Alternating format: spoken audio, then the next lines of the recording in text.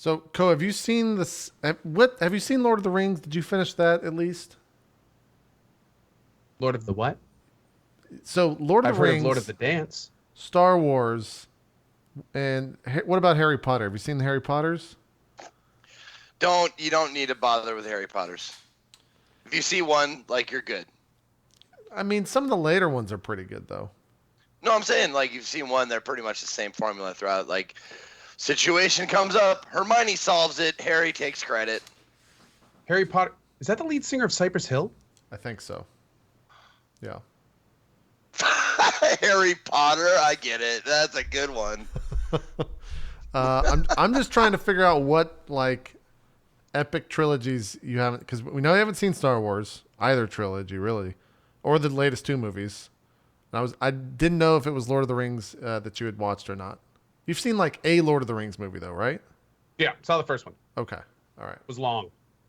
Yeah, I've been the reason that came out. I've been rewatching the extended versions of them, so I'm 2 movies in and about 6.5 hours of viewed time so far. Isn't there like 9 Harry Potter films? Yeah, I think Yeah. if you're counting the Fantastic Beasts, there's 9. Yeah, They have a trilogy of a trilogy. yeah, yeah. They started a new trilogy, I think, with the Fantastic Beast thing, whatever that's called. Yeah, man, I was disappointed with Fantastic Beasts. I'll be honest with you. I was Really? joking before about the Harry Potter movies. Like they're all pretty goddamn good in and of themselves, but I guess I wanted more out of the Fantastic Beast movie. It's like it. There was no real one thing that I could point to that I really hated, Yeah, but it was just like, meh, all the way through.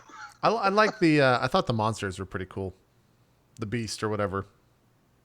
I was the other way. I haven't seen all the Harry Potter movies. I saw Fantastic Beasts and liked it. I saw like the first Harry Potter film and I was like, oh, this kid's fucking annoying. I'm not gonna get through this. The first And then I Harry Potter didn't. film and the second one is pretty rough. Like they're like 10 years old or some shit. Yeah, I hated him. I just hated him. Yeah, yeah. They get better though around the third and fourth they start to pick up. So, Zeke, what are you doing in a hotel room?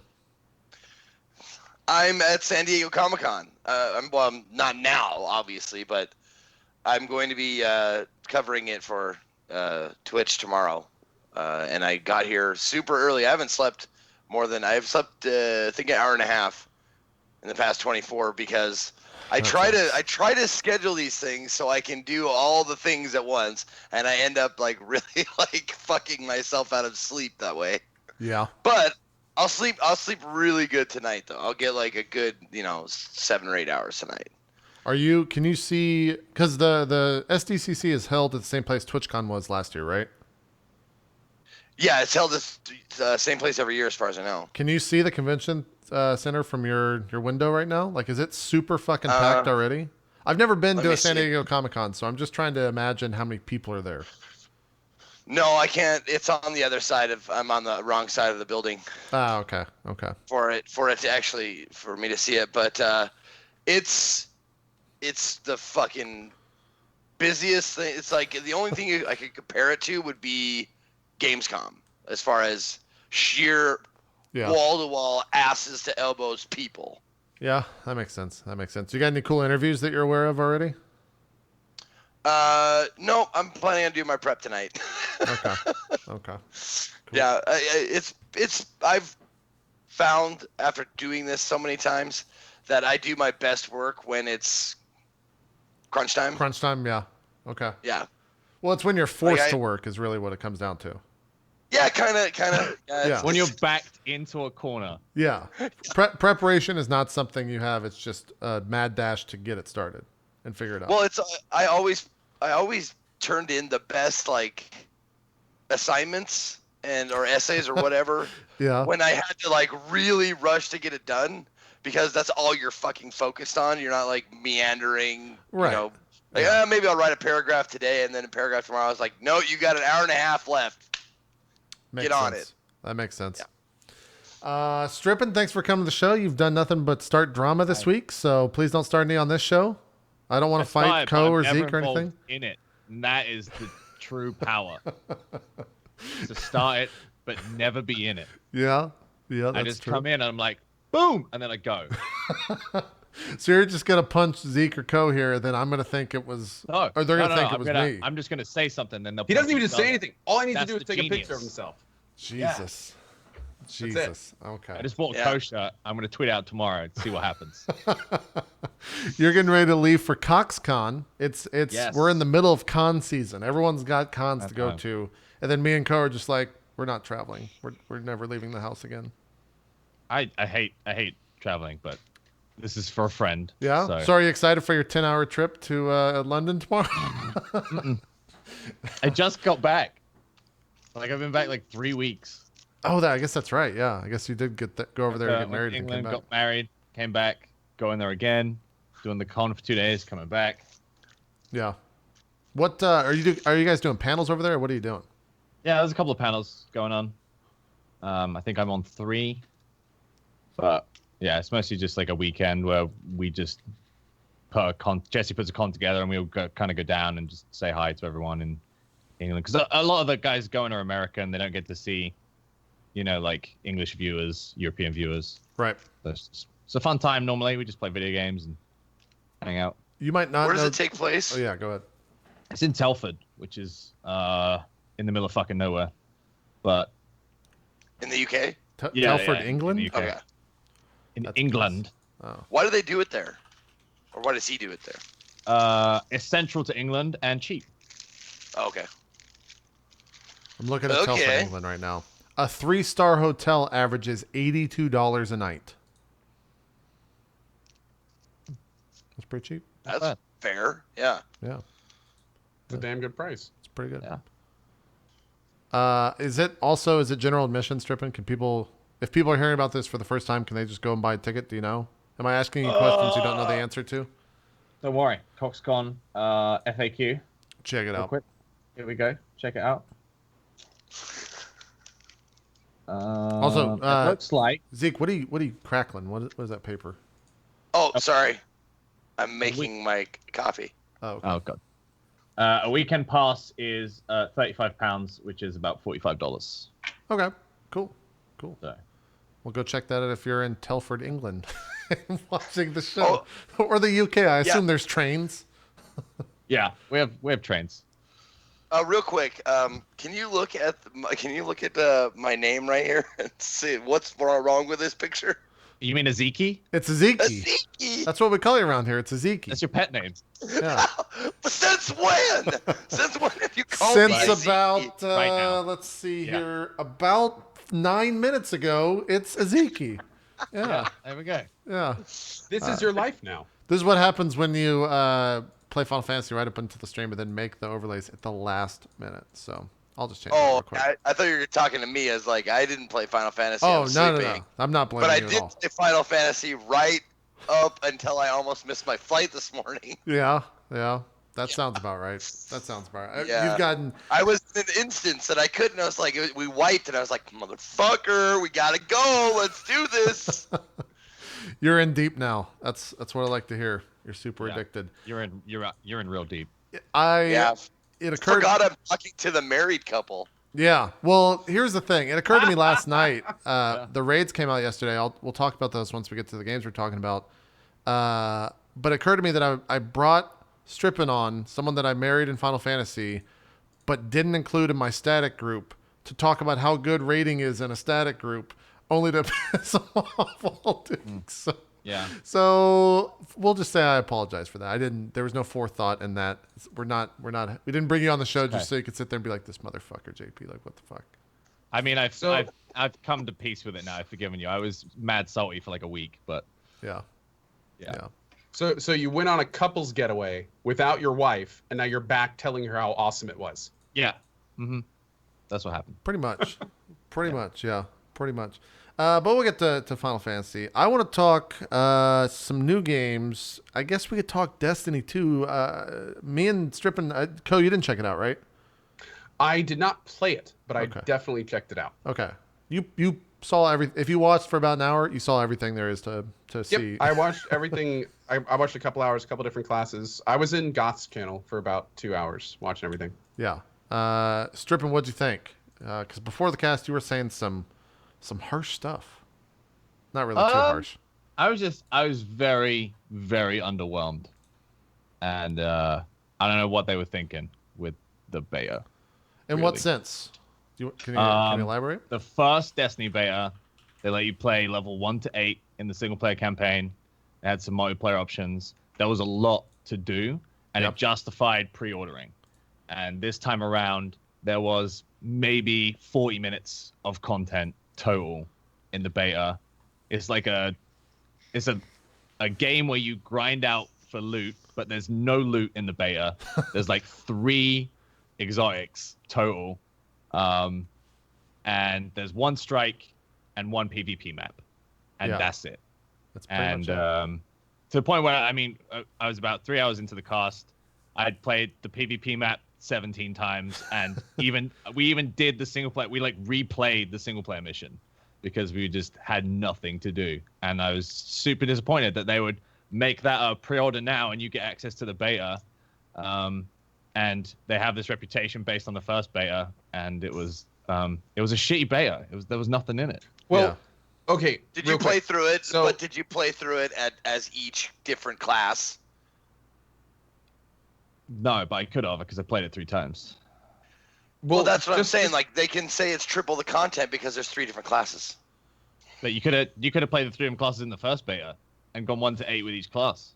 Zeke's got a. If streaming doesn't work out for you, Zeke, you can go work in PR really easily. Yeah. Hey, I'm a good spin doctor. Co, you were gonna ask, or you asked? A Yeah. question? Okay. So, I'm kind of curious. You've said it's not a good beta, because of length. I think But it's a what did great you think- game, but I think the beta is bad. I Oh, love Destiny. Okay, that was my I- question. Like, what did you think yeah. about what you played? Like, how good was the instance? Is the PvP more intuitive at all over 1? Did you notice any differences between 2 and 1? It felt more fluid. The strike was really, really good. It was to be really honest. good. Yeah, Really I good. hope all of them are of this level or better.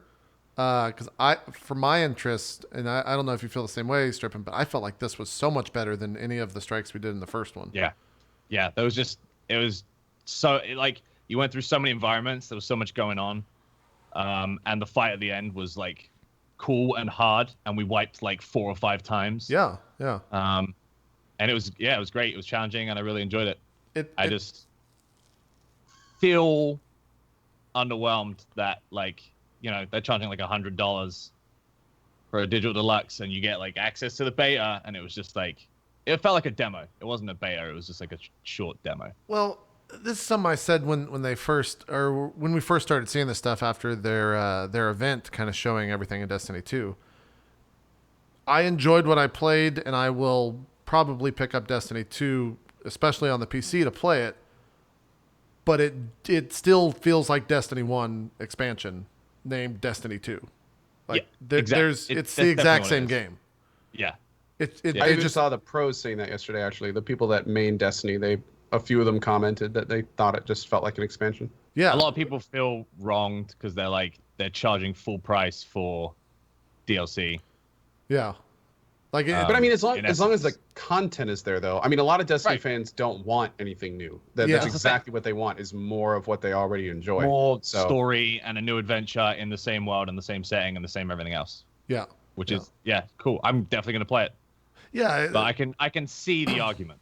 That's the one thing too that I think the beta didn't prove to me, and like you were saying, in terms of it almost made me think that they don't have that much to show, so they couldn't put that much in here. But Yeah. the fear of playing another Destiny game and running out of content in the first 3 or 4 days of playing it wasn't alleviated. Like I still have that fear of come September when this game launches, it's going to be the first week of like, oh, this is so great and exciting. And then the second week, it's going to be like, all right, who wants to run this for the 70,000th time? Yeah, And for Destiny fans, that's fine. They love that stuff. But for someone that's Look at not this stuff. This necessarily is crazy. Just like they erased the floor Yeah, I know. This is great. boss Yeah. fight, and you're just freaking out. Yeah, it's basically a mini raid, like one raid boss, which is great. But yeah, I don't know. Like they got a lot. They're gonna have a lot of people. Obviously, it's one of the biggest releases of the year. but they could definitely piss off a lot of people if the game launches and it's got like not that much content in it. Because that was the biggest issue with the first one. Yeah. Zeke, I think you're kind of the resident Destiny guy here, as you have been on in the past. You didn't play this yet, but for you, if it is, similar content in terms of quantity to Destiny 1, does that bother you at all? Are you still going to play the shit out of it? Well, I wanted to chime in when you said, because you actually answered the or responded how I would have responded as far as doing a short amount of content over and over again, and that's what we want. It's kind of what we want, It's kind of what it's the MMO feel to it. It's like gathering quests. Like, go here, kill 5 of these guys, come back, tell me about it, and then go over there and kill 20 of those guys and come back and tell me about it. Yeah. And I mean, that's what I want. I mean, it looks fine. I suppose what I really want is different maps, varied enemies, but I don't want it to stray too far. It's that line you have to walk. It's that line you have to walk when it's a game that's so beloved by so many. Yeah. You have to walk that line. Like, how much do we keep it the same, and how much do we change? I think that's the other problem I had with the beta was I could have replayed this content happily for 12 hours if that gear aspect they'd put that in. But we played for 3 hours and I didn't get a single piece of new gear. Would you have wanted that in beta though, knowing that your character was just going to be deleted? It would be cool for them to show off some of the armor models or just something to get people excited. But as it was I think there was 2 pairs of shoes, and a couple of guns, and you played for 3 or 4 hours, and we got nothing, and I was just well, I don't know. I mean, the satisfaction from replaying the levels isn't even there because that is the bit you replay it for is for the gear. Right. Right. But yeah. The one thing I did get a lot from this as I was playing it, even in the first 30 seconds to a minute, I started to think man, that gun's really fucking big on the screen. This is 30 FPS. I cannot fucking wait to play this on a PC. I cannot wait to play this on a PC with a keyboard and mouse. Dude, yeah. And it kept happening so many times. I was watching it. The entire time I was just I can't wait to play this on PC with a mouse and keyboard. This is going to be so cool. That the entire time. And that's really what I'm probably most excited for at this point in time is once they add in the loot and stuff, and kind of what Zeke was saying, in the MMO world, a grind, I guess, in Destiny is just doing the same strike over and over, right? So if I can do that with a keyboard and mouse and it feels that good, and because the gunplay on the PS4 version seems great to me, it seemed perfectly fine. I can only imagine that's going to translate pretty much identical over to the PC. I just don't want guns taking up 30% of the screen when they're on there. I want to have the FOV bump a little bit higher. The other thing too is I feel like part of the reason why this boss was so difficult the first time you saw it was because you couldn't really see what the fuck was happening until you were dead. So you had to understand the mechanics by dying to them rather than understand the mechanics by seeing them and reacting. Yeah. And so I'm hoping the FOV stuff alleviates that as well. I had the discussion when I was streaming this with the chat of, do you think there's going to be some sort of difficulty bump for PC version, or are they going to make it the exact same?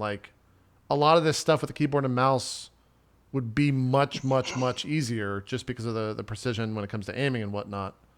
Is there going to be more monsters? Is it going to be harder, more bullet spongy, or if they're even going to bother with that at all? I don't know. Oh, you mean the ability to just get headshots? Poking a beehive if they tried to put changes in. In what sense? I think the what we'll probably see is that all PC PvP is only PC PvP. They're most likely going to separate them. At least I think they have. Have they announced anything about that officially? Sorry, I was reading chat for a second. Announce what? Yeah, I'm assuming that's the case. But I think it would be kind of weird if they made the PC version more difficult. That would be... I think that also rub a lot of console players the wrong way. Because then it's if people are competing in the same raid, it's the PC players can just be yeah, well, our raid's harder, so That's a bad precedent to set. You're right. I didn't think about that at all. That could be a problem. Chad is saying that aim assist will be turned off on the PC version, obviously. So that's definitely like a to be honest, I difficulty bet they won't, and they'll just only make it so if you play on the PC with a controller, it'll be on. Oh, I guess you're right. Yeah, I guess that does make sense. Because a lot of people like. There are the King Goths out there. What do you mean by that? King Goth uses a controller on PC games over a mouse and keyboard. Oh yeah, so does Zeke. Yeah. Yeah, exactly. Yeah. So I mean, Yeah, that's... I can't wait to get shit on for that because I might end up doing that on the PC. I'm not sure. I think and if for no other reason, then I can play it in bed again. Like that's what I do with MMOs. Like that's why Final Fantasy is so good for me because I can just sit there and.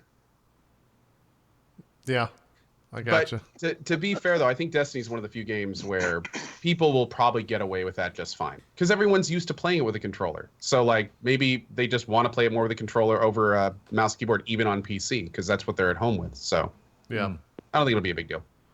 I'm curious. I think Saturday, and Sam, maybe you can speak to this a little bit more. But they're opening up the social area or something. Do you know what that means? So for a few hours on Sunday, I believe, like the last day, they're opening up the social hub so that people can like go and see it because it's not actually available in the beta. So that's what I've heard. I've heard they're like it's to like kind of stress test it, but also just show it off a little bit. Okay.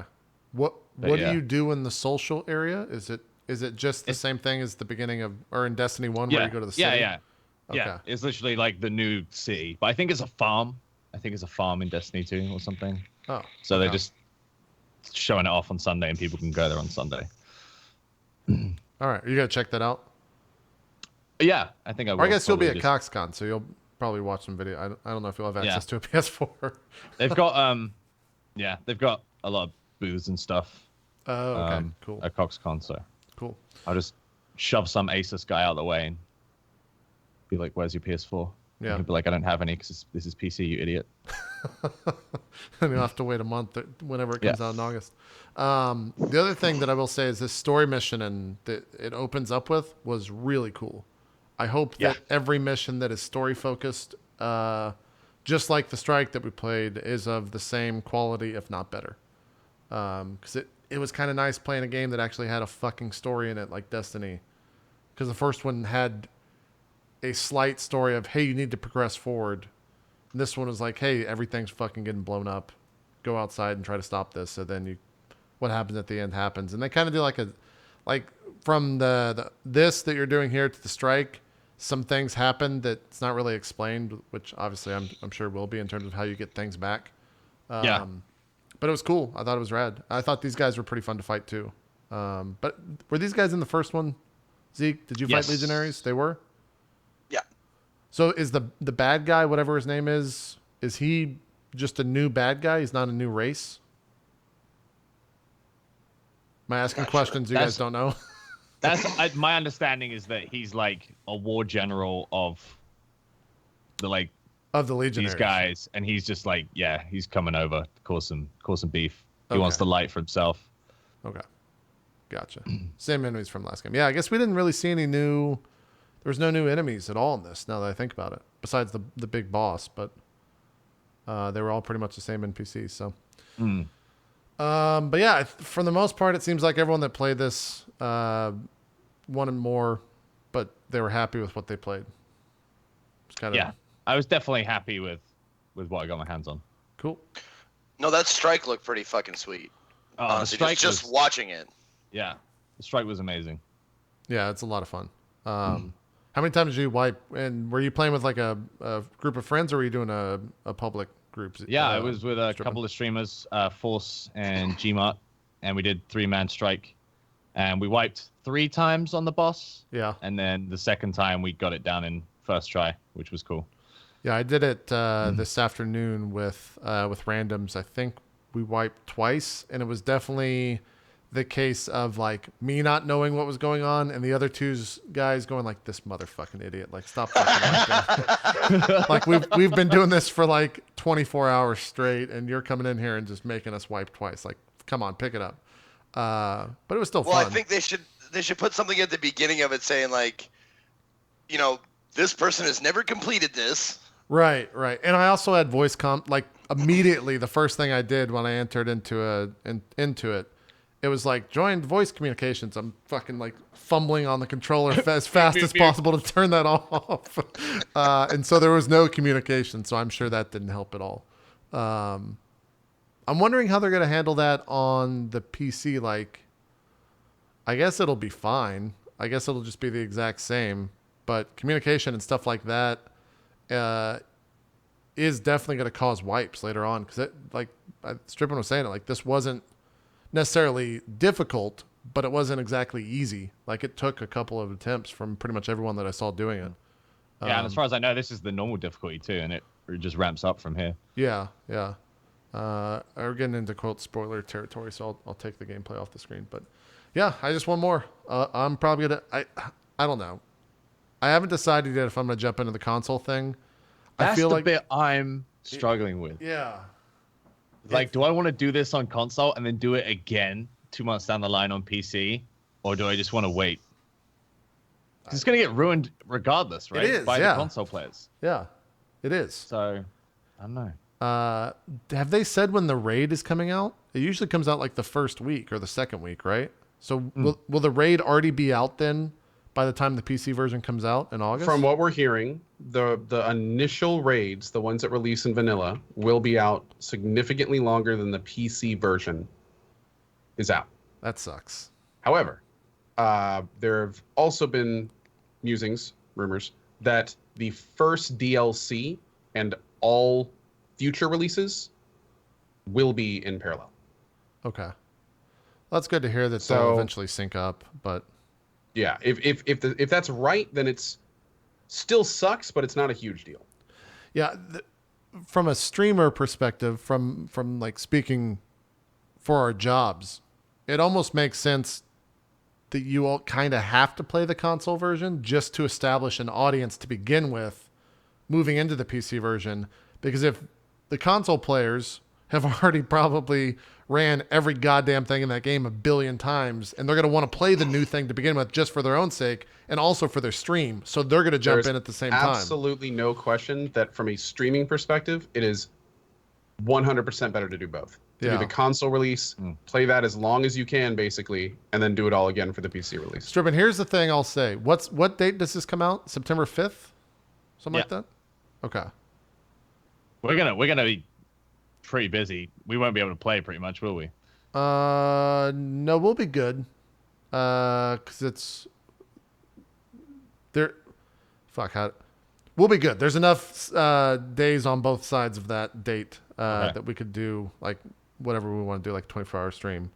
So I'd be down to like do a marathon stream, but you got to keep in mind every motherfucker on Twitch is going to be doing the same exact goddamn thing. So getting you, Co? Except one. Yeah, you're not going to do it at all, Co. What are you going to check out then? Something. I'm going to be waiting 100% for PC, both beta and release, and I'm just going to be doing whatever I can while everyone else plays Destiny. And to be honest, have no idea. To be honest, it's kind of in a weird spot. It's kind of on its own in early September. There's not like any, unlike October, it's not like a domino of releases around it. So. Yeah. The nice thing is, though, Co, with that is that people seeking refuge from Destiny 2 will have you to go watch, right? Like to not watch Destiny 2 content, the 5 or 10 streamers of the middle to large size not streaming it might actually benefit from that. So with that school of thought, it might even be worth it not to stream it to get a bump there. Mario Rabbids is like a few days before. Is it? Yeah. Huh. That's going to be 29. pretty nuts then. Oh, that's at the end of August. Okay. That'll probably be like a 5-day game though, so that should be fine. Zeke, what about you? Is this going to be the type of game where you just don't stream any of it, or are you just going to jump into it and play it and disregard the fact, stream it anyways, but not really expect anything from it? You're talking about we're still on Destiny, right? Yeah. I'm sorry, the hotel internet made you go in and out a little bit. No problem. Yeah, I won't stream Destiny at all. Really? Okay. No. Destiny is going to be my offline game, like Final Fantasy usually is. The only reason why I've ever played that is, one, the character creation. I might do like the first day of Destiny just to do the character creation stuff or whatever, the beginning shit. But then after that, it's just fucking boring as shit. Like honestly, like I was sitting there the last time I played, like before I left, which was yesterday. I was playing Final Fantasy on my broadcast, going like, man, this is probably real. Like, well, yesterday was a bad day to do it because it was actually the first time that Final Fantasy 14 has bumped above 10K viewers on Twitch in a very long time because they put out the Savage raids. Right. So there were streamers that average, 100 to 200 viewers with like 3,000 or 4,000 plus because they were doing the hardest content and people wanted to watch that. And it's still doing pretty good today. So at other times, I would say you could sit at the top of that for sure and rake in a pretty good. Well, and that's the thing. I'm not doing like top level content. I'm not doing max level shit. Yeah. That's also what Destiny will be for me. It's going to be my offline game. It's going to be like, I'll wait for it to come out on PC. I probably won't stream it maybe once unless, there's some reason to stream it, like wearing a dress or whatever. That happens. That's the thing. But other than that, no, it's definitely gonna be my Cheetos and Mountain Dew game. Yeah, as it should be. They're probably sponsoring that in some way.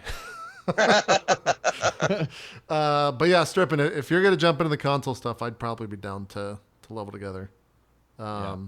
I can't decide. What did we do the Taken King when that first came out? Stripping? Was that was me, you, and Ann, right? Yeah. Okay. I remember that now. Yeah. Oh, that would be a good thing when it releases on PC. If we did the drop frames. Oh, dude, I'm totally down. Let's do it. That'd be fun. Yeah. We should. Here's the other thing that's going to happen with Destiny. Sorry, Strippin'. You just hold on a second. We'll get back to you. No. Look, we'll need Strippin' for the raid. Here's the thing that's going to happen with the raid stuff. Wait, is it format? No, the raids will be 6-man. Ooh. Yeah. Okay.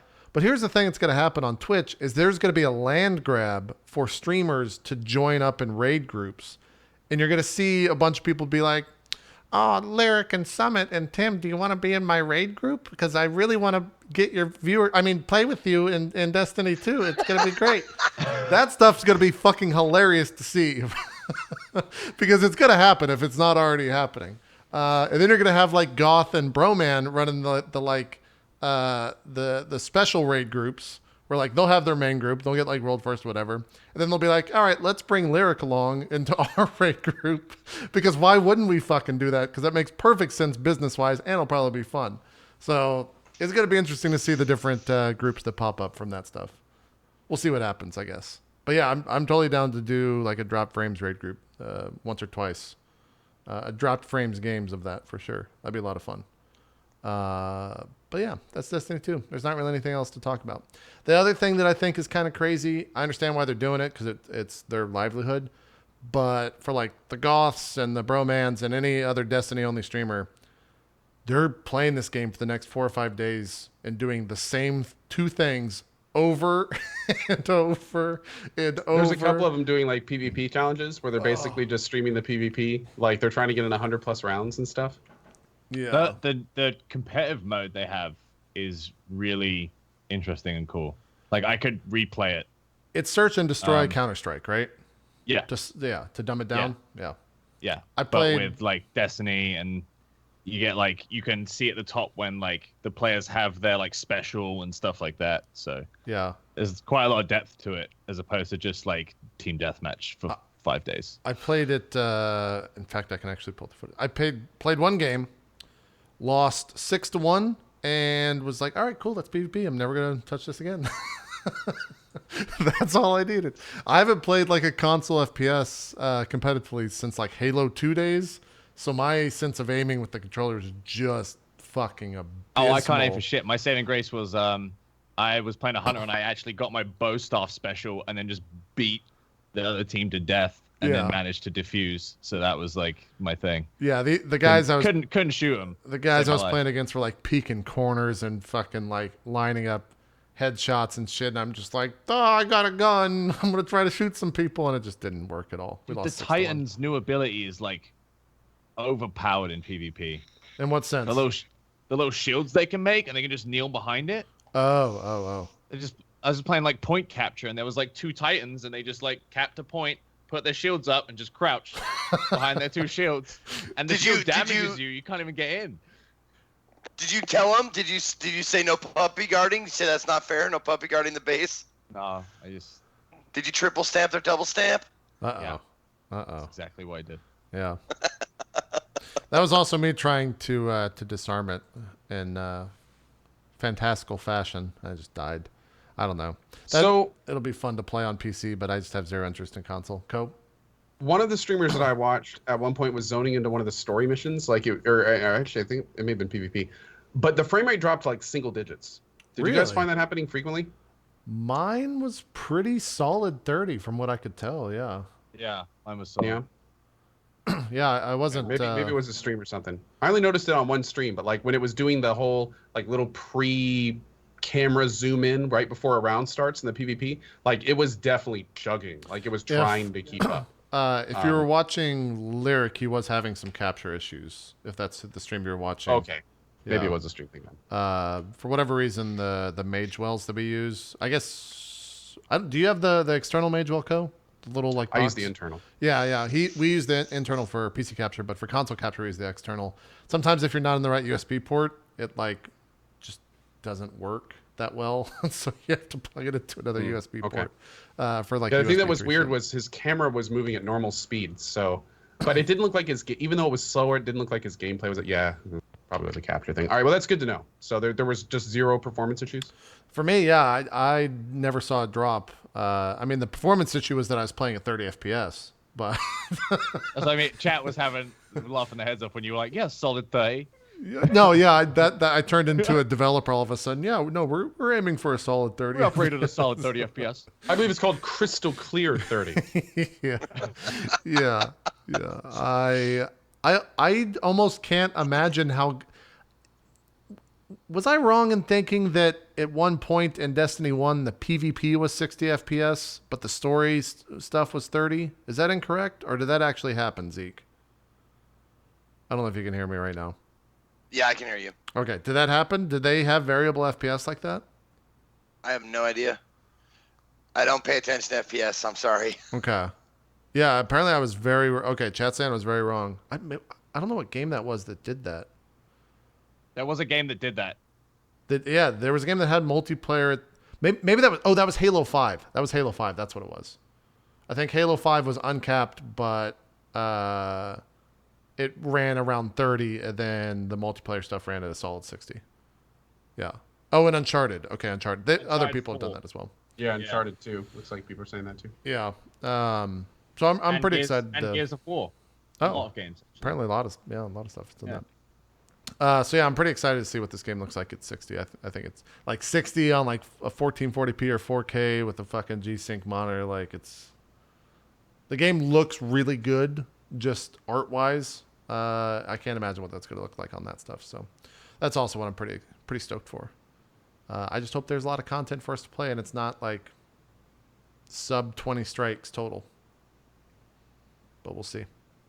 So that's Destiny 2. I think it opens up to everyone without beta or without pre-order access on like the 21st or something like that.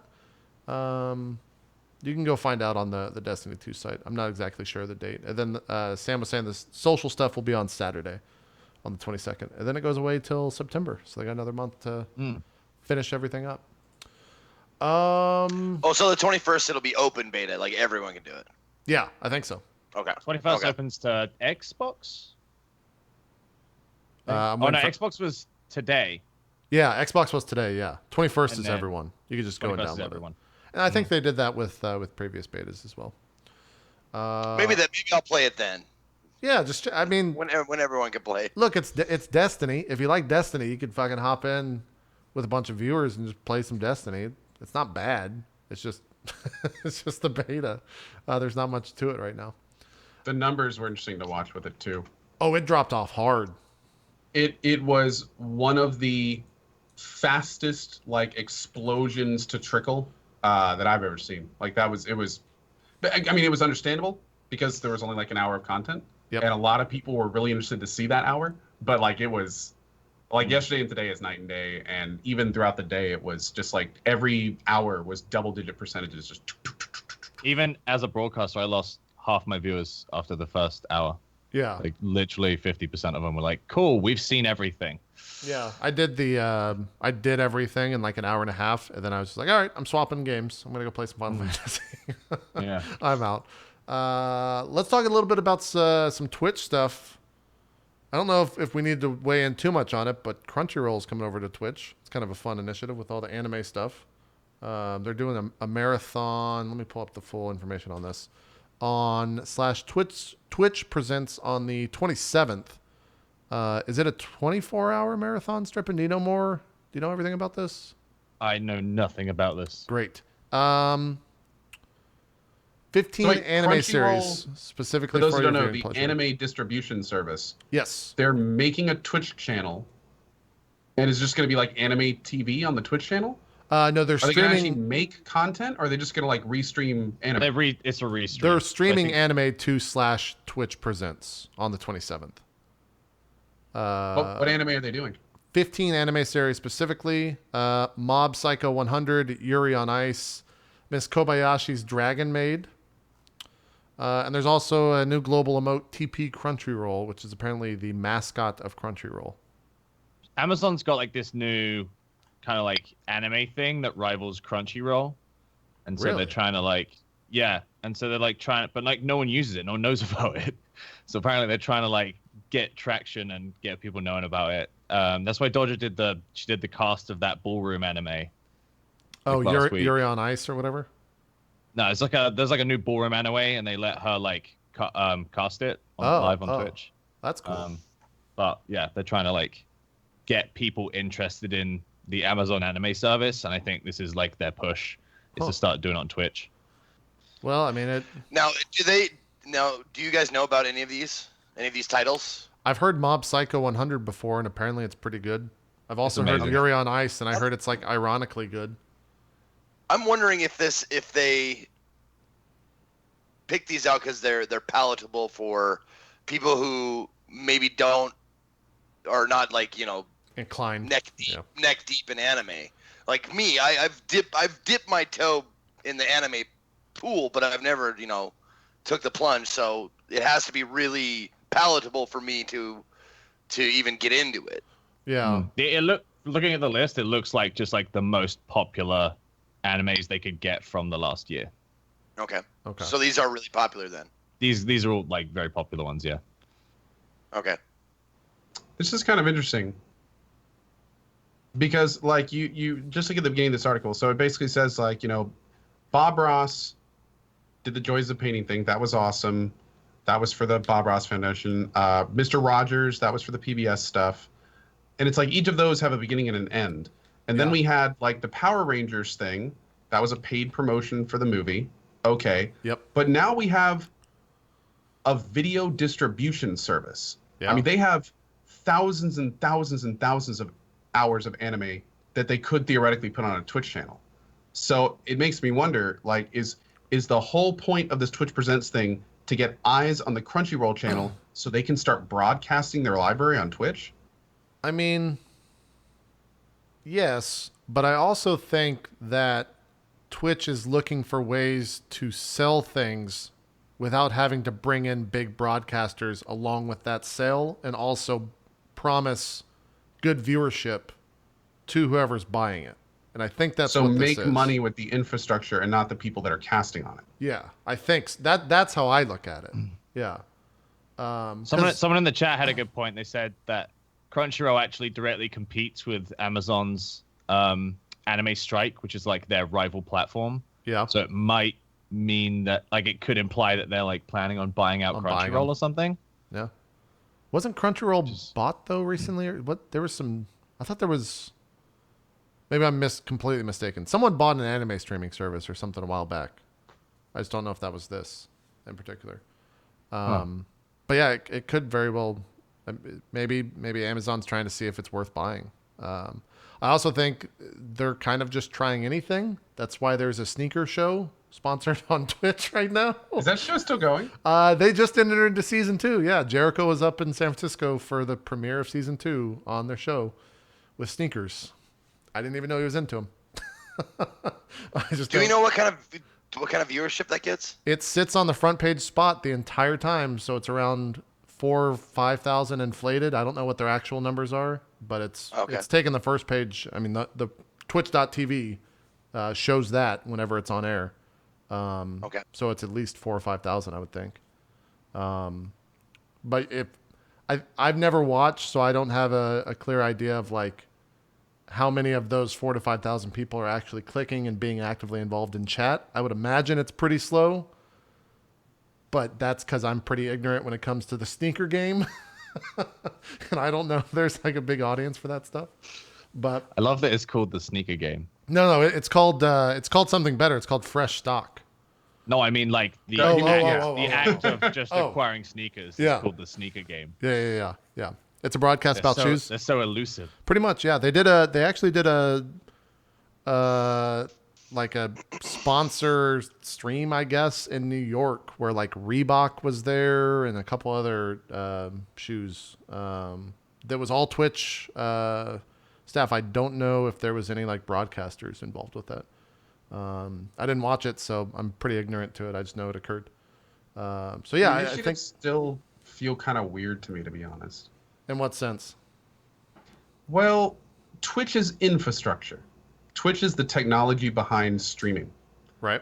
The casters are the people that have brought viewers to Twitch. So like we're the honey, and Twitch is like what you put the honey on, and then all the viewers are the flies, right? Right.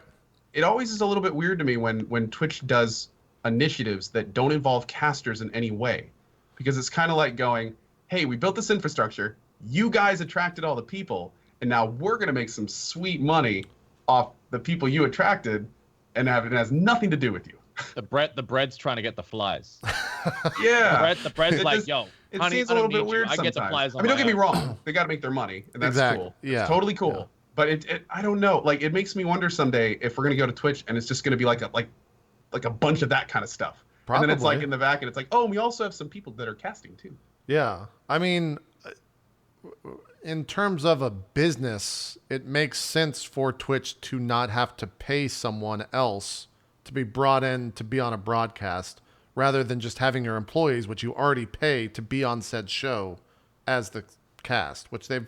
And it makes you wonder, like, is that the direction they'd want to go? Like, I'm not sure. Do they want to develop that side of it and like spin that off into something else? Like, it really makes me wonder what it's going to look like in 10 years. Also, I feel like you could find broadcasters that would do that for free for the exposure, and then the people that are paid at Twitch could just keep doing the job they're paid for. You could find broadcasters to do that, and I'm going to put Zeke in a weird position. Is that thing you're going to next week, is that public information, Zeke?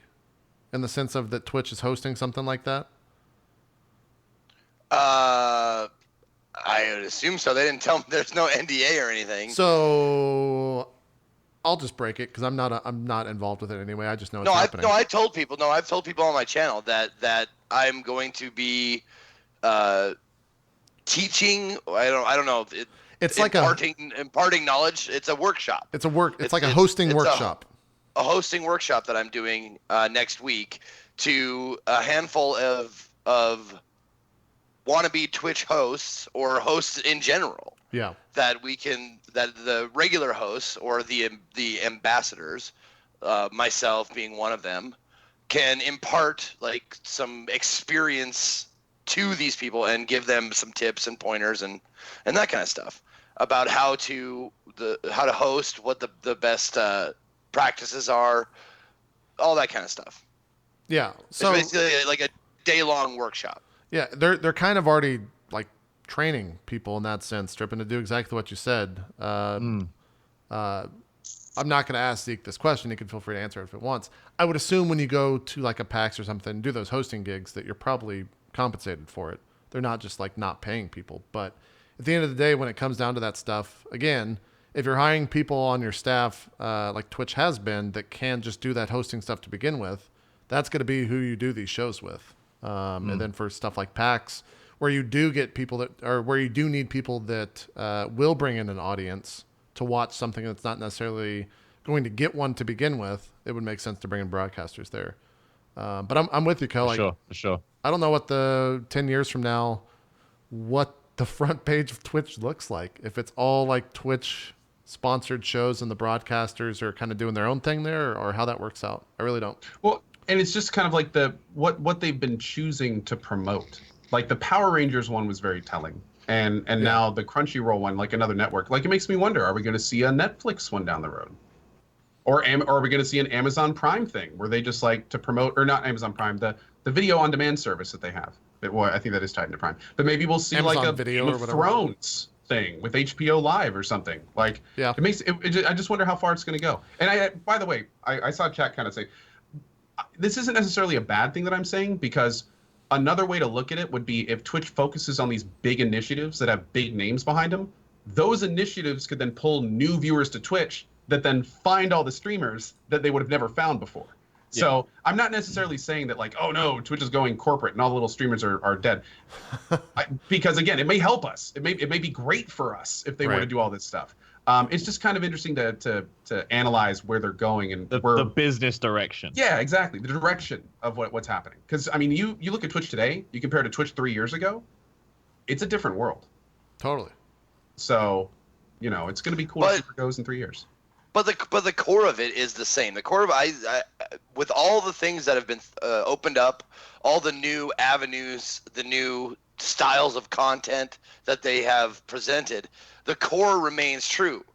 People are here to watch and participate with other people playing video games at its core, and that has not changed. And numbers have not changed. Like, games are king. Yeah. Or shoes. Or shoes. Yeah. But yeah, games and shoes. No, there's flare-ups. There's flare-ups like, music events. There's the social eating, and there's this and there's that. But at the core, like, there's still going to be more people watching League of Legends every day than anything else. Right. For the most part, yeah. I mean, the other interesting thing too is as it pertains to like business on Twitch, we mentioned this last week when we were doing Drop Frames games with PUBG. PUBG's official streams will now be on Facebook from now on, right? Little correction. Okay. The PUBG streams that are going to be on Facebook are like, from what the article said, like developer roundtable kind of thing. It's a specific thing they're doing with Facebook and the devs to kind of showcase that project. It did not say that they're going to start doing tournaments on there. It didn't say they're moving to Facebook. It's just this one little initiative. Now that Facebook has their claws in them, though, who knows where they're going to go from here? Well, but that's what the article was talking about. It's crazy to me to see that while at the same time there was a Twitch Prime initiative with PUBG. Like, where you could get special stuff in PUBG if you had a Twitch Prime sub. Also, Bluehole announced many times in early access that they had big plans for tournaments on Twitch. Right. So, right. I mean, like everyone is grooming PUBG. Yeah, it seems like it right now. Yeah. Without a doubt. But I just thought it was like in the streaming world, Facebook has existed, but I've never seen anyone be like, man, that Facebook streaming, I sure do love it. Like, it's such an odd thing to see, and I don't even, to be honest, I am so ignorant into what it actually looks like. I don't even know what the platform is, if it has a chat, if it's like, I don't know what it looks like or how it works. Well, when something takes, as far as my experience with Facebook streaming goes, if something takes off on Facebook, it dwarfs anything on Twitch. Like, if there's one thing that gets viral and everybody wants to watch it, it's millions of people rather than, hundreds of thousands. Oh. I think. Huh. I guess correct me if I'm wrong, but especially like in less developed areas. What is it? Like one out of 5 people have a Facebook account? Makes sense. In the world? Yeah. Only thing I know about Facebook streaming is it gets met with a lot of controversy, because it's like anytime like Facebook is like the only place where you see like suicides live streamed and like people go on killing sprees and they live stream it and it's like Right. always on Facebook. So Yeah. I don't know. Yeah, I don't know. We'll just have to see where that happens or what happens. Not where that happens. What happens? Super close to getting rid of my Facebook account because I rarely ever use it anymore, and it's all ads. I haven't. Dude, I haven't used Facebook for 4 years. Exactly. I have not either. I have it from my local comedy group because that's where that's where they post shit. Yeah, I haven't. I have a Facebook account. All my family uses it, and they're like, "Why don't you post on Facebook?" And it's like, "Cause who the fuck uses Facebook?" Yeah, I've missed so many Your like family. streamer and YouTuber friends' birthdays this year, and they're like, "Oh, dude, I sent you like an invite on Facebook." I'm like, "No one fucking uses Facebook, dude. All right." Yeah. Oh, sorry. Everyone else at the party did.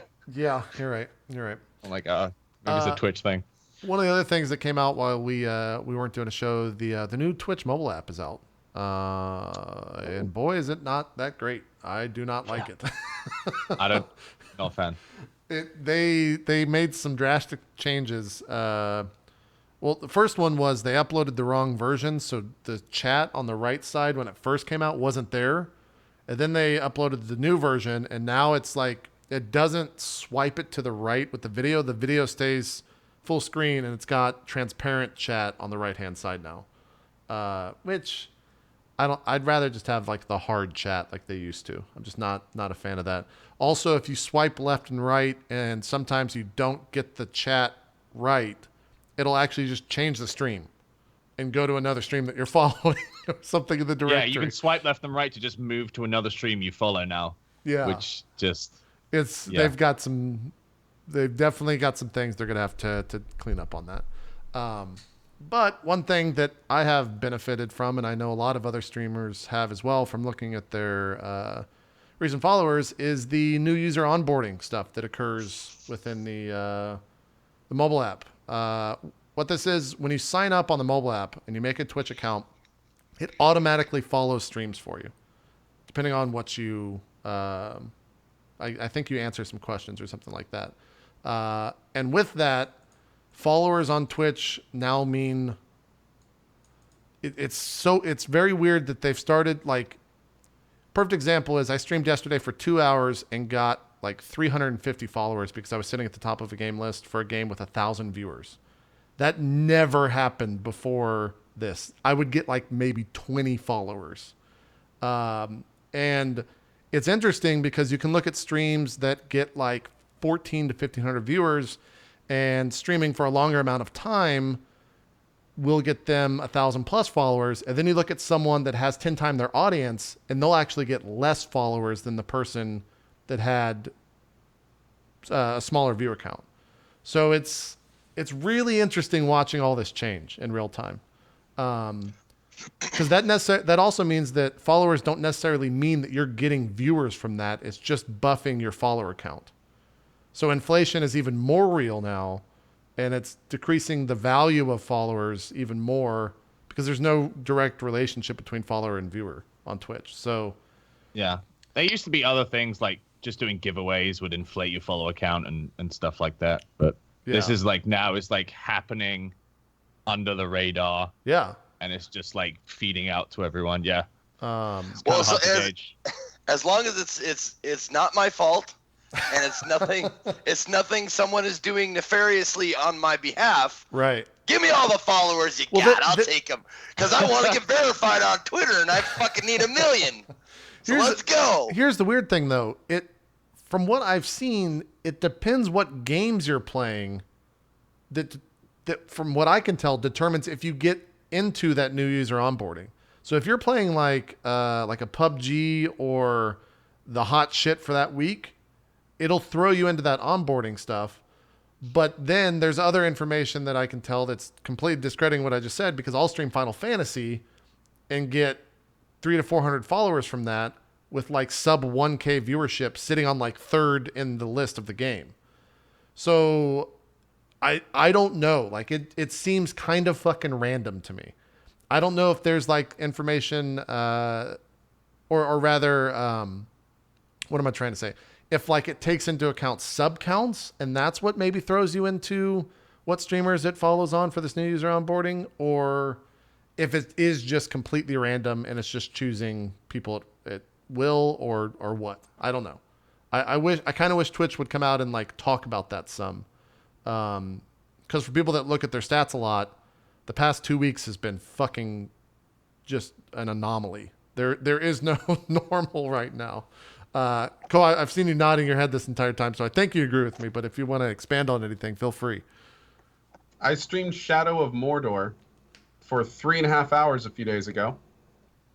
The top streamer before I started streaming had 12 viewers. In 3.5 hours, I got 900 followers. Yeah, it's weird. 3.5 hours, 900 followers. That doesn't happen. Yeah, at all. There's another example. I'll leave the streamer name out of it. Who's before was doing incredibly well, and with this new user onboarding, they've gotten something like 100,000 followers this month. Or they're on par, or rather they're set to get 100,000 followers this month. Which that type of growth is fucking bananas on this type of site. Yeah, the only other small thing, and chat is alluding to this a little bit, and I really, really hope it's not like this, but padding on a site-wide scale. Yeah, it could that would be a little scary. But and I hope that's not the case. The only thing that I will say is weird is with all the new followers, the streams don't feel different, which is what makes it so weird. And that makes me go, okay, so if people aren't following because they want to come back to the stream, how are they following, and how is that relationship to the follow going to be different from a person that decided, like, I'm going to click that button? Right. Like, is it going to get to the point where new users go to their follow list and they don't even know half the people on it? And is that going to make them look at that follow list and be like, this is dumb? You know, like, I don't know any of these people. There's one interesting thing, and the reason that you probably haven't seen this is because you stream every single day. But if you don't stream, I've seen a ton of people that if they don't stream on a certain day, the like follower loss, the follower drop off is real. You'll get like minus 50 followers on channels my size and even smaller, and even like all the way around it. It scales for sure. And so I think that's people that, like you said, if they're in this new user onboarding thing on the mobile app, they will drop in followership if they're not streaming. So it's actually more beneficial for streamers to just stream longer periods now, as it kind of always was, but it's even more so. Like marathon streams is rewarded tenfold with the new follower stuff. So, and I am now on the opposite of that with my kids. I've seen people like Fairlight doing like 16 hours a day for the last week. Yeah, and maybe he's figured it out, or maybe well, he's crazy. the thing is Fairlight's been pretty vocal in terms of viewership being down on his channel. But if you go look at the followers, I guarantee you he's going to be getting more followers than he was during his heyday of like For Honor. His followers right now are all 3-digit across the board. Yeah, even that's though he's unheard been of. playing League of Legends, which is one of the hardest games to break into, especially for success and getting follows. Like, yeah. Do you want to know what's interesting? Is this happened as a former YouTuber? This happened on YouTube like 4 years ago. Really? YouTube started to realize that the weight of all its brand opportunities and negotiations was increased tenfold when it brought in like how many people are subscribed to channels and all this kind of thing. And subscriber count became like a huge thing which they could market with. And so they started having people, when they would sign up for YouTube, they would get automatically subscribed to a bunch of people, and subscriber count started inflating to the point where investors and like video game developers who would previously reach out to people and be like, hey, we want to work with you. You have like a huge sub count. We want to give you a bunch of money to promote this game. They started realizing that sub count didn't have any correlation with how well the products were selling on these channels. Right. And so they stopped using sub count as like a measurement for size and like cost when they were advertising with YouTubers. And it was because YouTube was like, we can make profit off of this. Let's start like inflating sub count on YouTube. And then investors were like, well, hang on, now people are trying to charge us more money, but we're getting the same results. Totally. We need to look at a different metric. And it actually ended up like not working. So I don't know if Twitch is kind of like looking at that and being like, hey, let's do that. But in the sense of, I am all for companies starting to realize that follower count means absolute shit when it comes to people actually benefiting from a sponsored stream that a person wants to sponsor. Yeah. Because the only thing it really means is that the chances of someone getting a notification, and they're slim, because let's be honest, Twitch notifications have always been bad, of them going live with your name in that thing or your game in the notification is only higher. The ability or the reaction of someone actually joining that stream and getting down or learning the information with a shit ton, like there's a bunch of streams right now that have always existed that have 800, 900,000 followers, but they can't break 1,000 viewers, right? But you don't pitch your viewership to a person, you pitch your follower count. They see that and like, oh, this is almost 1 million followers. This is an easy get for us, but it's actually not. So if it starts discrediting follower count to people that want to sponsor stuff, I think it absolutely will. I'm And totally for I've that. seen it happen before on a similar platform. Yeah. I think it absolutely will start to give less credit to follower count, and companies will start looking at other metrics like viewer retention, and yeah. Well, here's the other thing that's interesting is viewer attention, and a lot of that other information is kind of safeguarded by Twitch. It's only really recently that streamers have actually gotten some access to that information. At the end of the day, Twitch still holds like all of the information that potential buyers want, because a lot of time it benefits Twitch if they're the middleman for that type of stuff. Someone tweeted this at me, which I think is interesting because I've not seen this before. This is the process that happens on the mobile app when it comes to this new user onboarding. So it says connect with great streamers. You hit start. And then you have your games there. You can choose what games you want to watch. And then from that, it looks like this person has chosen 3 games. It automatically follows streamers kind of at random from what I can tell. I don't know what the algorithm is to choose this. But in this particular situation, they chose Overwatch, King of the Hill, and Binding of Isaac. And it followed 13,000 followers, 10,000, and 8,000 follower streams. And then it goes straight to their stream. It follows streams that the person has never been in? Yeah, no, that's how it works. That's what the new user onboarding is. It follows streams you pick automatically. A game and it goes, here's a guy playing that game. Go check him out and see what Twitch is about. And that's or how rather, it sorry, it says we've matched you to these streams, and then it has the heart. Okay, no, that's incorrect. It has this heart next to him, which I think is the following button. So I guess bios are now more important because the idea of getting a potential follower out of your simple bio and your picture might come out. Be right back. Bio. Yeah, Okay. me too. Yeah. I gotta take a real good selfie. Yeah, I thought it auto followed, but maybe people are just hitting the follow button while they're there, and that's where all the followers are coming from with this new stuff. This is the first time I've seen this, so I don't know. Maybe that disproves a lot of what I've said so far. What were you gonna say, Stribbin? I was gonna say Classy Packs is actually amazing, and you guys should definitely check him out. Oh, you mean the simple 31-year-old Canadian who has a lovely wife, a beautiful baby boy, and a girl on the way with 2 extremely wonderful pets? That guy. I should follow him. That bio actually like really does a good job of describing him as a person. Does it?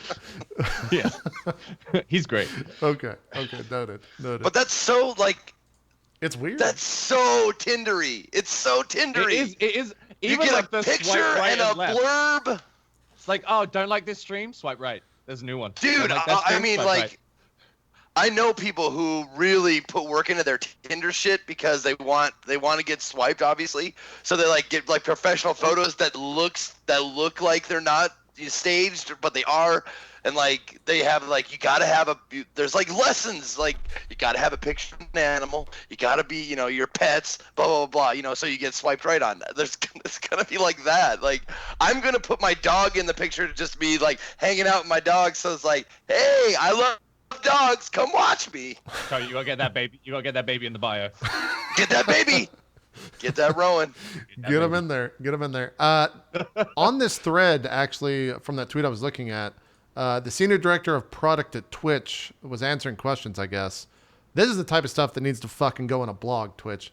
It randomly selects broadcasters playing the nominated game at the time selected in the same language if they have at least 5 concurrent CCUs. What is it? Concurrent users? What does that mean? Someone translate. Code, do you know what CCUs mean? CCUs is Wait a concurrent second. users. Concurrent What? users. Yeah. Any stream over 5 viewers has a chance to randomly just have hundreds of people follow it? Yeah. According to Tom Robinson, the senior director of product at Twitch. I'm seeing if he says anything else about this. But this thread's actually kind of crazy. I didn't realize.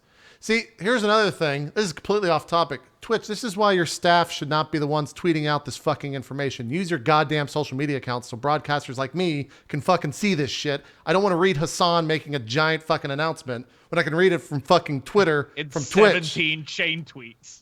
Don't give Hassan favorites. All right? He doesn't need retweets. He's a fucking Twitch staff member, not a social media person. Anyways.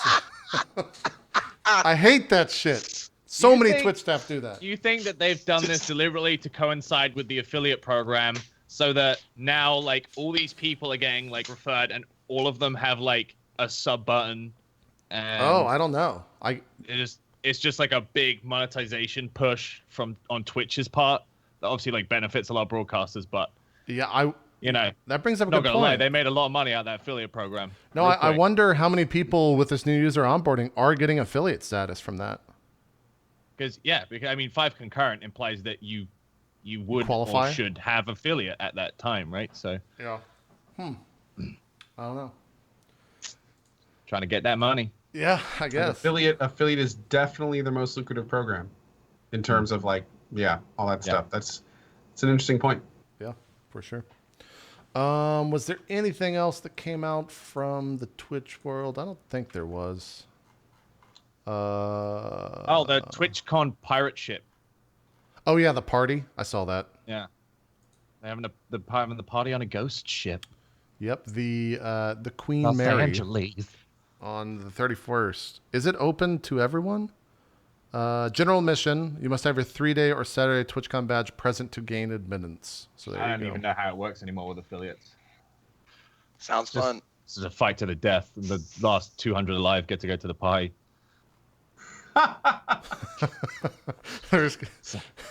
Sponsored by PUBG.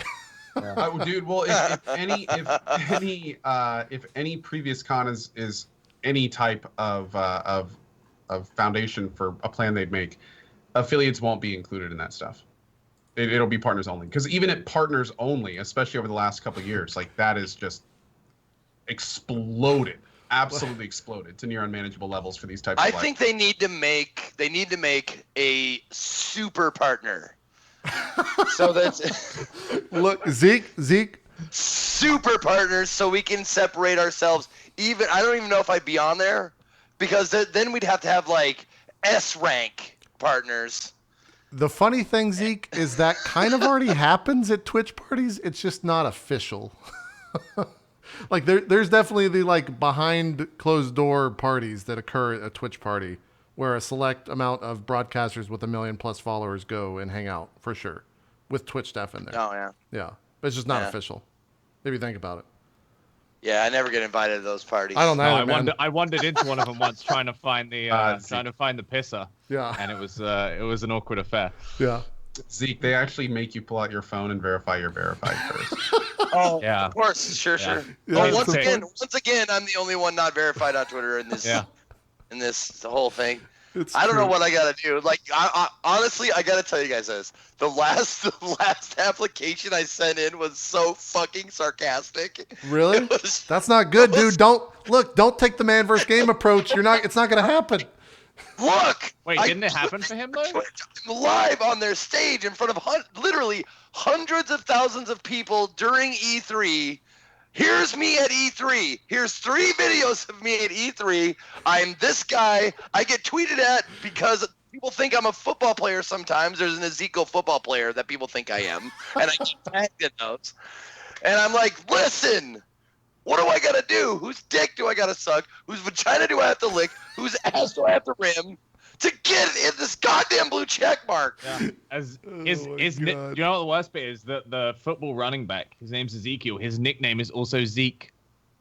That's rough. Z-E-K. And you know what, Zeke Elliott, American football running Is he back. verified? For the Dallas Cowboys. Let me just check. Yes. He's probably verified. He is verified. See, yeah, 2 million followers though. Zeke, so. the thing that is okay, most yeah. surprising about that is how someone couldn't look at that application and be like, someone needs to verify this man. It's just got I feel like Morgan Freeman in the Shawshank Redemption, when he's trying to get out of prison, he just goes back to the he's like, yeah, I'm sorry for what I did, and he just goes through the motions every time. Eventually, he's just like, you know what? You can take this application and shove it up your ass. I'll just stay in jail forever. And they're like, approved. I thought that might work. Oh my God. I'm sorry, Zeke.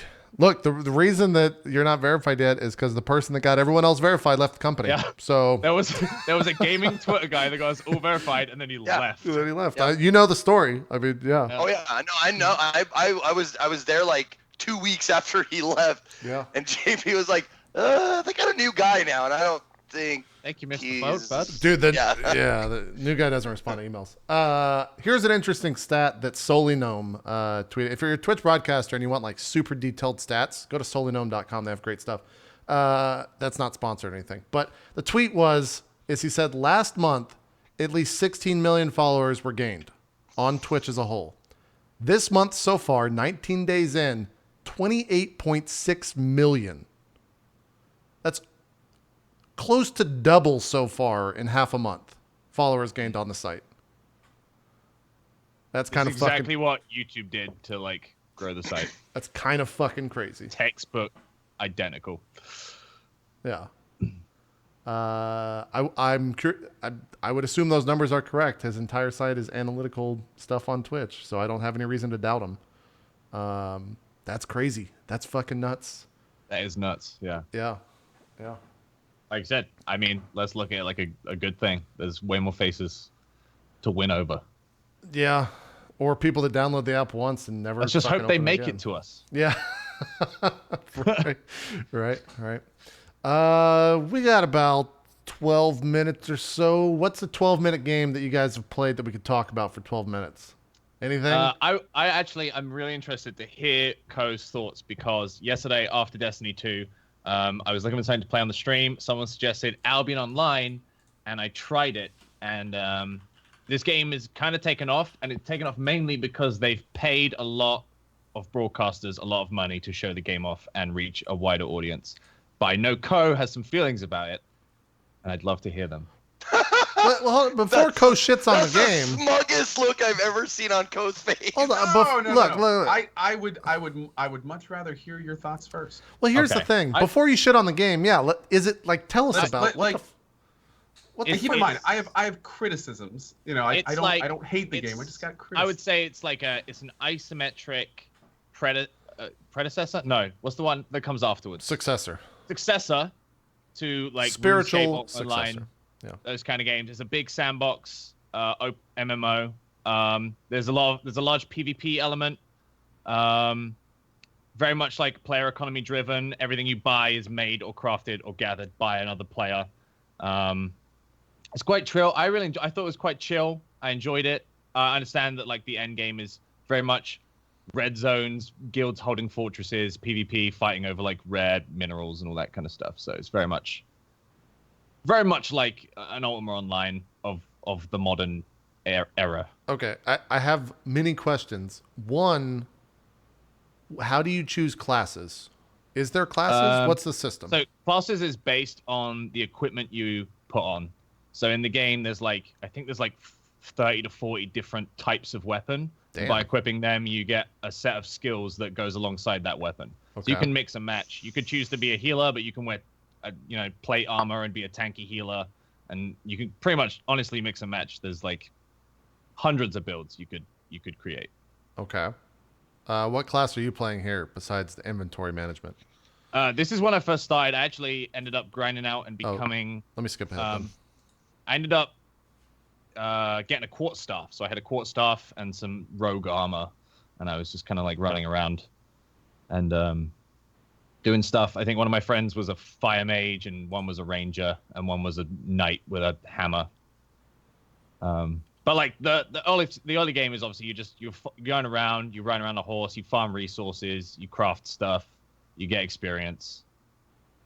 And that's all I've done so far. Haven't done any PvP or anything. Haven't done any dungeons. I've just been playing music and chopping trees. Second question, which I should ask first: what does it cost to play this? Is it free? Do you buy in? It's free to play, but then they have a subscription model that is very rewarding. That gets you like to the point where if you're a subscriber to the game, you actually get like more logs per chop of wood and that kind of stuff. So it's like it's a free to play game, but like you wouldn't want to play the game. Oh, you're right. Premium bonus plus one so birch log. You get bonus XP, you get bonus items. It's that kind of stuff. Huh. Okay. Oh, and Chad is pointing out you do have to pay for it as well. Oh, it's 30. Strippin just got it for free. He doesn't know. Buy-in. Oh, yeah, I'm a scrub. It was given to me. No, you're not a scrub. You're not a pleb, is what you mean. $30 package to play, right? Yeah. Okay. I'm interested to see combat. So far, literally 3 hours. All you've done is just chop trees. Did you fight things? Yeah, I went into a dungeon. If you skip forward, there's like a dungeon. Nope, crafting. Bit. And here we go. Here we go. Yeah. So like, I don't know if this is the boss, but yeah. You're so fighting a deranged bouncer. Those cone abilities on the ground, you have to dodge, and has stuns and knockbacks and all that kind of stuff.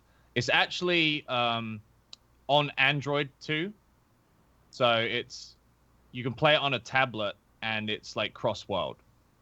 So holy shit! Same game. So you could play it on the PC, and then you could decide you want to play it while taking a shit, and you could move it to your tablet. And well, it's even more confounding than how the fuck this game has 10,000 plus people watching. Like, what the fuck? Everything you said so far, I'm just like, okay. Second question I have is for DJ Wheat losing his shit on Twitter about this, who put 6 hours into it last night. Like, we need to have him on the show to talk about this. Yeah, I think for a lot of people, like, this game brings with it so much nostalgia that maybe they overlook the flaws. Well, what are the PvP rules? Do you drop everything on your body? Yeah. So there's basically the higher the resources, the rarer the resources, the harder zones they'll be in. Okay. And a lot of the resources will be in red and black zones, and this basically means it's open PvP. You can be attacked at any time, and if you die, you drop everything, all your equipment, everything in your bag, your horse, the lot. It's very, very unforgiving. To the point where like a lot of guilds just like are highwayman bandit style guilds that will just ambush crafters and it's very much that UO. kind of stuff. Yeah. Very, very cutthroat UO, and I think that appeals to a lot of old school players. Yeah, I'm into that. That seems cool.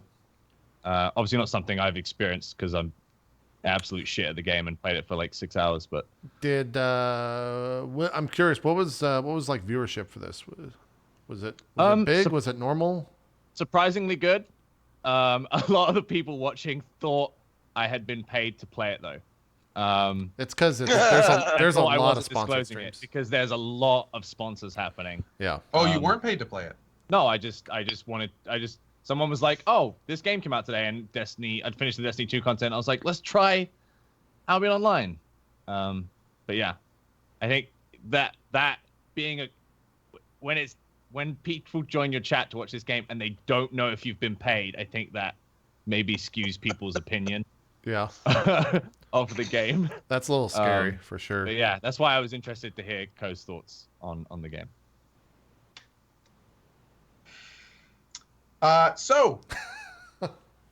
Albion Online is the Candy Crush of MMOs. It's that pay to win? It's a mobile game, man. It's a mobile game that is capitalizing on some old UO mechanics and trying to bring back some of that stuff. It is one of the most soulless games I've ever played. The lore it didn't exist when I played it. The skill tree is literally just a bunch of the same skills with 1, 2, 3, and 4 after them. The gameplay loop, the game itself, the mobile feel, the world layout, the lazy map making, the lazy level design, it feels like it was designed to make money. And then you throw in the pay-to-win aspects. You throw in the fact that back when I played, I heard it was removed, but you used to be able to just basically buy gold, the in-game currency. Oh no, you Although still can. You still can. Okay. I mean, it's a mobile game. You can flat out just buy it's a mobile gold. game. So That's all it is. You buy a currency called gold, which then converts. The currency of the game is silver, and then basically you convert it into silver. But I think the reason they did that is that if you're good at the game and you make a lot of money, you can actually buy premium with in-game currency. Here's my thing on this game. It could be fun to play. There's some fun mechanics. Like, it could be the kind of thing where a UO player could jump in and have a little bit of fun. I could see someone like Peeve jumping in and pickpocketing people and doing some PvP. No serious MMO player is going to take this game seriously in terms of like investment over time, in terms of like, I'm going to play this game for years. Like, it's too mobily to take as a serious MMO.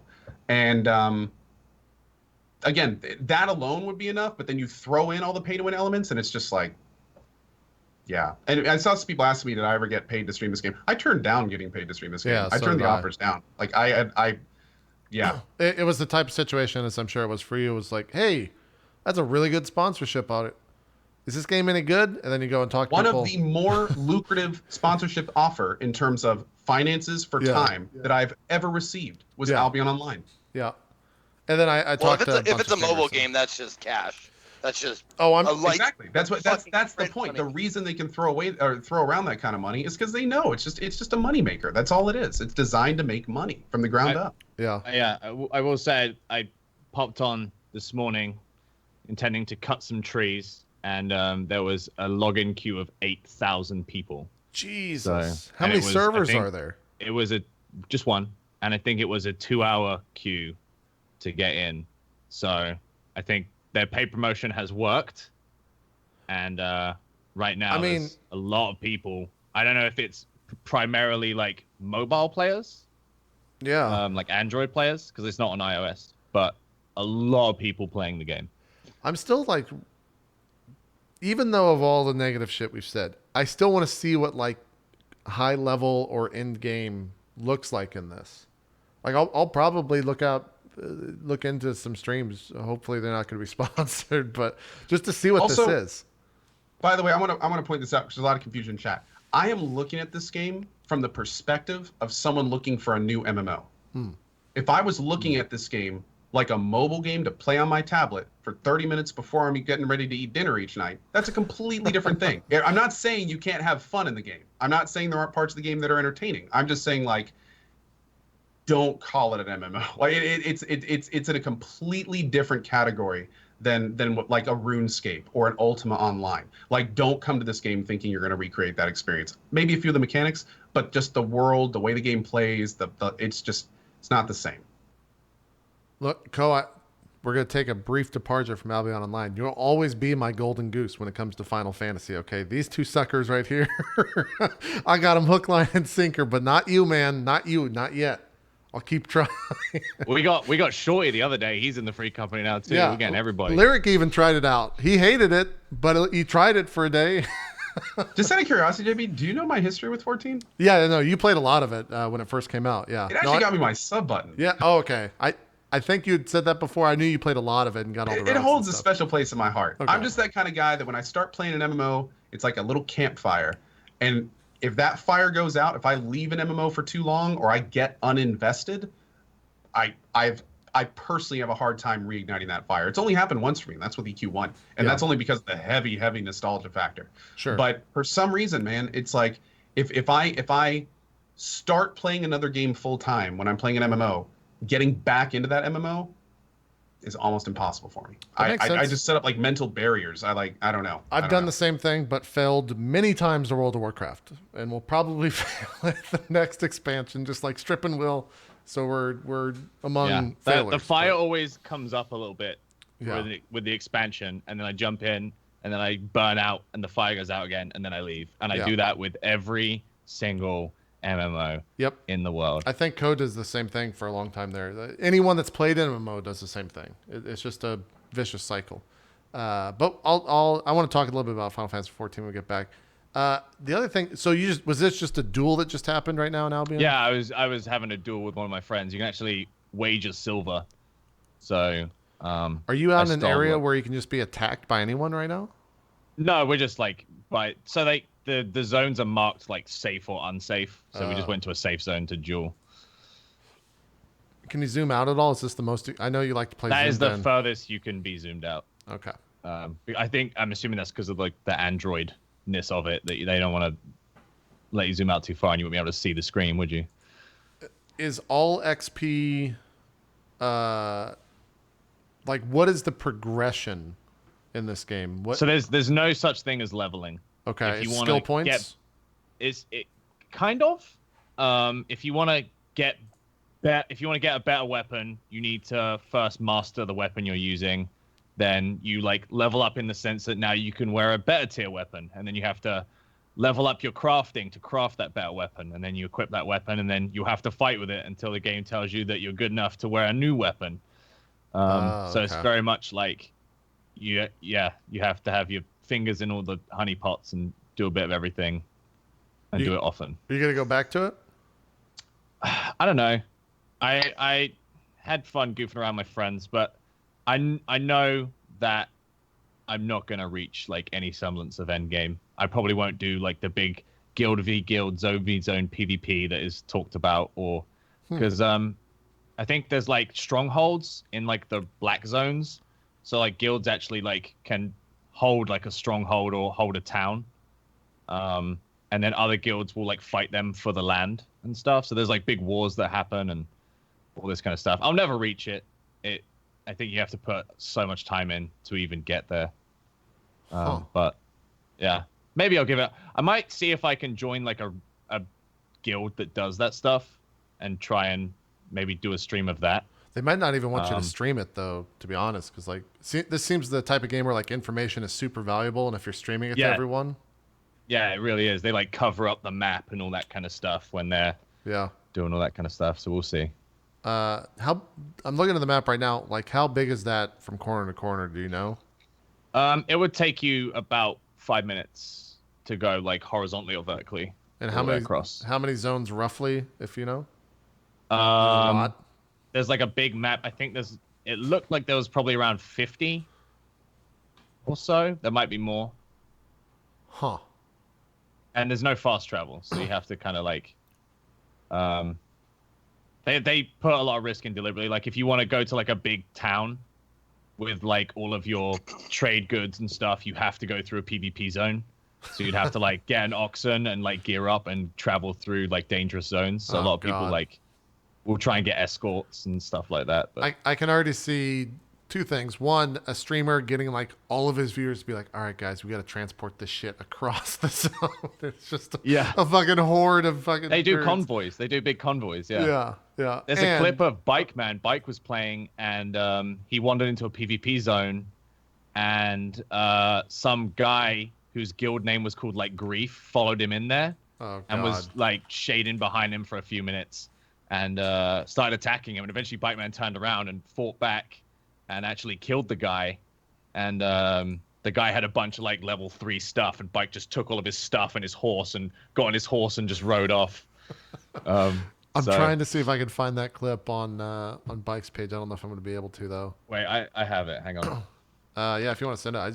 I'm just curious to see the PvP in this stuff. Like that is interesting, and for me to watch someone with the potential to lose everything in a game like that. It's very real. I dabbled in the alpha about a year and a half ago, and I remember getting tricked into going into a red zone, and then I got my ass beat, and they took all my stuff. Jesus. Zeke right now is just thinking he's trying to not bite his nails on cast because he wants to play Final Fantasy. No, that's not it. Not at all. Are you able to play it on Here we your go. laptop? There's the clip. All right. I can't. It's possible. It's the internet connection that's probably gonna be See, the Zeke, whole what you bag. need is you need a laptop for drop frames, and you need your Final Fantasy laptop. Yeah. Man, this is a weird looking Twitch stream. Go away, overlay. What the fuck are you doing? Start the gut. There we go. All right. I think you want to jump about halfway through. Is that the guy right there that's chasing him, I assume? Yeah, he tails him for like a good 2 minutes before something happens. Oh, this looks old in terms of like the in-game overlay and stuff. It's probably from alpha, like you're saying. Mm. Let's just skip ahead in this Twitch VOD. Or not. There we go. Oh, he's dead. Oh, he killed the guy. Yeah. So he turns around and realizes, oh, if this guy's going to try and kill me, I might as well put up a fight. Okay. Yeah, I don't know. I'm interested. I'll probably watch some streams of it. I'm always like we were talking about. I'm always on the hunt for the next MMO to check out. I just don't know if I We can't call it into that. We this. can't call it that, JP. What? Why is that? That's what Ko said. What? Oh no. It is an MMO. I was arguing it's a terrible MMO. Yeah. What Yeah, if we I'm call it saying an it's a good mobile game. MMO, massively Yeah. multiplayer It mobile fits all the online definitions game. of an MMO. All the players on a few servers, everyone in the same game zone. It's definitely an MMO. Well, I mean, It's a mobile MMO. It's a mobile MMO. you put enough sugar on a piece of deer poop and wrap it in foil, you can call it candy. Yeah. It doesn't make it good candy. It's true. It's very true. It's true. All right. You Let's guys excited about Fortnite? Or let's leave off on that note because I'm pretty excited for it. I'm curious to know if you've played it, and we'll find out more after the break. How about that? Okay, good. I was waiting for the nod. You didn't say anything. I thought you were gonna leave me hanging. Oh, that's a Final Fantasy thing It too. is. Yeah, it's a Final Fantasy thing. Yeah. that you do this and this. And this. Jesus Christ. A lot of that. We're gonna take a break. We'll come back, talk Fortnite, talk Shadow Mordor, talk whatever else Zeke's been playing. Because I'm curious. Did you do Indie Monday or Sunday? I did it. Yeah, I have Indie Sunday games. Okay, good. We'll talk about that. Talk a little Fortnite, and I don't know, probably some more stuff. We'll be right back. Drop Frames continues right after this. We'll see you then.